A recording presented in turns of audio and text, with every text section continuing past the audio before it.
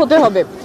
তারপরে পুরুষ কেন্দ্রে নারী এজেন্ট সেই নিয়ম বলে বের করে দেওয়া হচ্ছে বা বিভিন্নভাবে হেনস্থা করা হচ্ছে, বলছে যে ফোন নিয়ে ঢোকা যাবে না, অথচ ফোন নিয়ে ঢোকা যাবে, ব্যবহার করতে পারবে না। তো এই বিভিন্ন অজুহাতে আমাদের যারা পোলিং এজেন্ট আছেন তাদেরকে বের করে দেওয়া হচ্ছে বা ঢুকতে দেওয়া হচ্ছে না, কিন্তু ভেতরে মানুষ ভোট দিচ্ছে, নির্বাচন হচ্ছে। এটা তো গ্রহণযোগ্য না। এটা সুষ্ঠু প্রক্রিয়া কিভাবে হয় তাহলে? এবং যখন আমি জিজ্ঞেস করছি নিয়মটা কিসে, তখন আবার ওনারা বলতে পারছেন। একটু আগে আরেকটা কেন্দ্রে গিয়ে আমার এটা নিজে সলভ করা লাগছে, কিন্তু আমি তো প্রার্থী হিসেবে গিয়ে প্রিসাইডিং অফিসারকে জিজ্ঞেস করতে পারবো না যে আপনি কোন নিয়মে কেন এই বানোয়াট অজুহাতে আমার পোলিং এজেন্টকে ঢুকতে দিচ্ছেন না বা বের করে দিয়েছেন। তো এটা তো কোনোভাবেই গ্রহণযোগ্য নয়। এবং যখন আমি জিজ্ঞেস করছি কোথায় নিয়ম, উনি বলছেন যে আমাদেরকে বলা হয়েছে। কে বলতেছে?